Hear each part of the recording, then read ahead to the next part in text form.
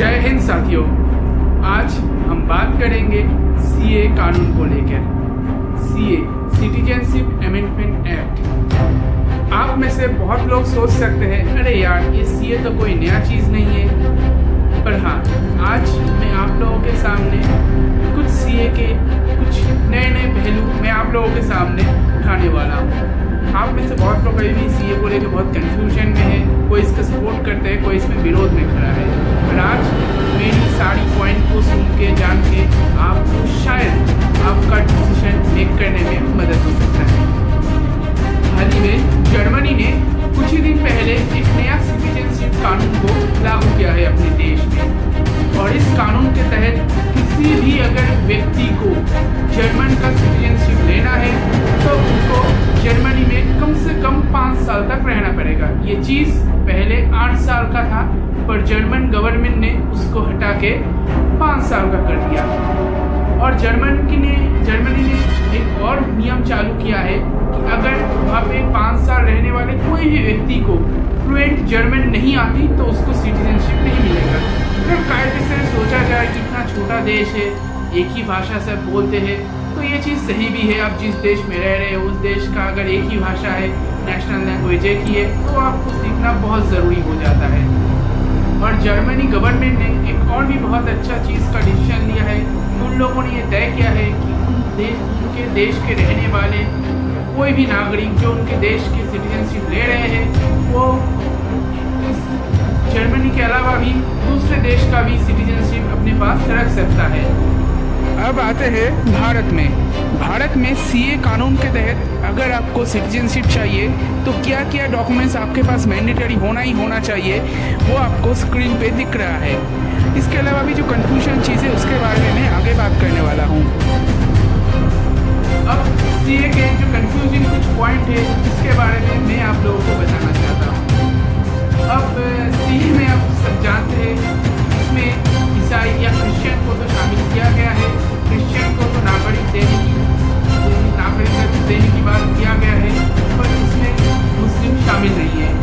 अब सवाल ये उठ रहा है कि अगर मुस्लिम जो धर्म है वो इंडिया का से बिलोंग नहीं करता है, इंडिया का नेटिव धर्म से बिलोंग नहीं करता, तो ईसाई भी तो नहीं करता।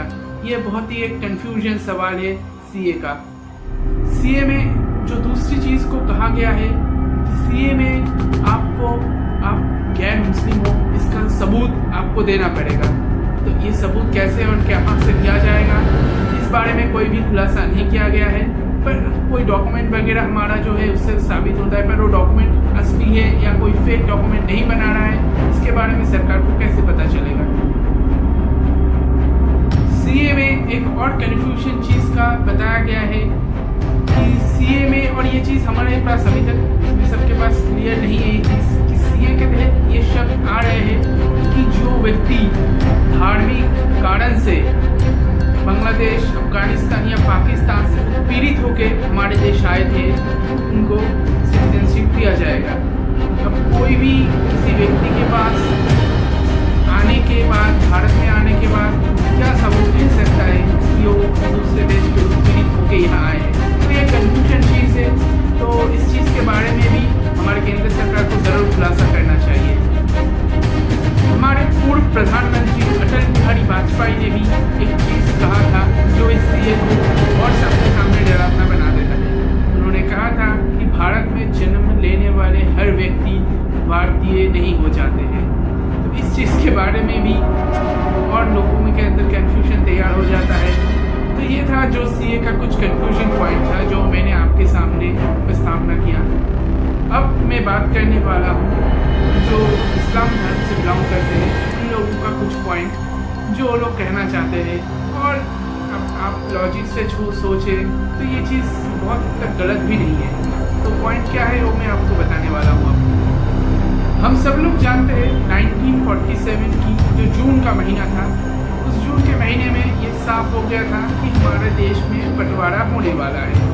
पर आप ही खुद सोचो, जून में बंटवारा होने का जो खबर था वो तय हुआ था, और अगस्त के भी मतलब 2 महीने भी नहीं मिले पूरी तरह से, 2 महीने भी नहीं मिले। अगस्त में हमारा देश 2 हिस्से में बट गया और हमारा देश को आज़ादी मिला। पर जो लोग हिंदुस्तान में रह गए या जो लोग पाकिस्तान में रह गए, क्या 2 महीने में सब जहाँ से छोटे से बड़े हुए जहाँ थे, तो 2 महीने से एक जगह से दूसरी जगह पे शिफ्ट करना इतना आसान हो जाता है। और ऐसे लोग जिनको ज़्यादातर पता ही नहीं होता ये चीज़ क्या होने वाला है, नहीं होने वाला है, बहुत उन लोगों के पास बहुत सारे कंफ्यूजन है। तो ये उन लोगों का पहला पॉइंट है कि लैक ऑफ टाइम, समय का जो कमी था, ये उन लोगों के पास एक बहुत बड़ा कारण है। तो 2014 से या 2014 तक जो इस्लाम रिलीजियन के लोग हमारे देश में आए थे, उनमें से हर किसी का कुछ बुरा मकसद होगा ऐसा भी नहीं है। बहुत लोग कोई अच्छे जीवन जीने के लिए या बेटर लाइफस्टाइल के लिए, हेल्थ केयर के लिए, बहुत सारे बेटर फैसिलिटीज़ के लिए हमारे देश में आए थे एक उम्मीद के साथ। वो लोग एक डेमोक्रेटिक, वो लोग एक सेकुलर देश में आए थे। पर उस समय उन लोगों को ये सीए का ये जो पेचीदा कानून है, ये जो एंटी इस्लामिक जो स्टेटमेंट है सीए का, ये चीज़ के बारे में उनको पता नहीं था। किसी इस्लामिक कंट्री में हर कोई मुस्लिम बहुत खुश है, ये सोचने का कोई कारण नहीं है। हर कोई मुस्लिम के ऊपर कुछ भी उत्पीड़न नहीं हो रहा, ये भी सोचना बहुत बेवकूफ़ी है। जैसे हमारे भारत में हर हिंदू बहुत खुश है, हिंदुओं के ऊपर किसी भी तरीके से कोई उत्पीड़न नहीं हो रहा, ये सोचना भी बहुत एक हंसने वाली बात लगता है। और मैं आपको ये चीज़ बताना चाहता हूँ, उत्पीड़न सिर्फ धार्मिक कारण से नहीं होता, उत्पीड़न फाइनेंशियल कारण से भी होता है, सोशियोलॉजिकल बहुत सारे कारण से भी उत्पीड़न हो सकता है। तो उत्पीड़न किस चीज़ के बारे में हुआ है और किस लिए कोई अपना घर शिफ्ट कर रहा है, इस चीज़ को कैटेगराइज करना ये मेरे ख्याल से सही नहीं है। अभी ये कानून को लेके ऑपोजिशन का जो रोल है, मैं बड़े दुख के साथ कहना चाहता हूँ, वो सिर्फ और सिर्फ पॉलिटिक्स करने का एक जरिया है। ऑपोजिशन का रोल, ऑपोजिशन बस इस चीज़ को लेके एक पॉलिटिक्स का मुद्दा बना रहा है, क्योंकि ऑपोजिशन को अपने जो वोट बैंक है उसको संतुष्ट रखना है। तो ऑपोजिशन को मैं कहना चाहता हूँ कि अगर आपके पास सच में आप इस सीए की जो नेगेटिव पॉइंट है, आप सच में उसका विरोध कर रहे हो, तो सल्यूशन के बाद भी सबके सामने रखो। और ऑपोजिशन जिस स्टेट में अपना खुद का गवर्नमेंट चला रहे हैं, उस स्टेट का हालत आप देख सकते हैं। उस स्टेट में वो लोग जो मुस्लिम के लिए इतना बातें करते हैं, तो अपने खुद के स्टेट में उन लोगों का मुस्लिम डेवलपमेंट इंडिकेटर कैसा है। और मैं केंद्र सरकार से ये अनुरोध करना चाहूँगा कि जिन सब हिंदुओं के पास डॉक्यूमेंट्स का कोई इशू नहीं है, डॉक्यूमेंट्स वगैरह सब सही साठ है, तो उनके लिए ये कानून बहुत अच्छा है। उनको आप ये सीए के तहत आप उनको इंडिया का सिटीजनशिप दे रहे हो, इसमें कोई दिक्कत वाली बात नहीं है।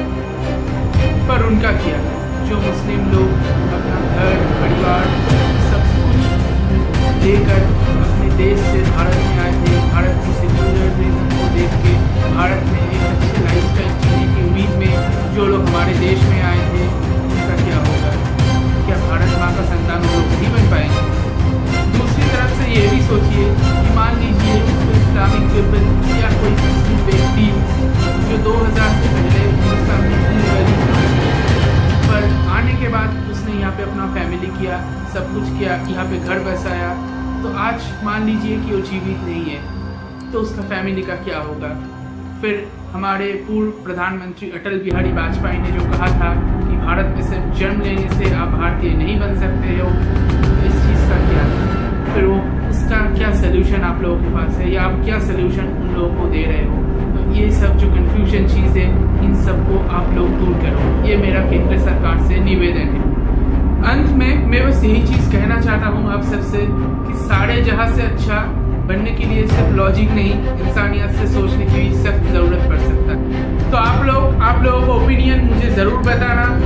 आप लोगों को ये वीडियो अच्छा लगे तो इस वीडियो को लाइक कर देना, और मेरी आवाज़ अगर आपको लगता है कि ये आवाज़ बहुत लोगों के पास पहुंचना ज़रूरी है, तो इस वीडियो को शेयर भी कर देना आप लोग। मिलते हैं एक अगले वीडियो के साथ। इनकलाब जिंदाबाद, भारत माता की जय।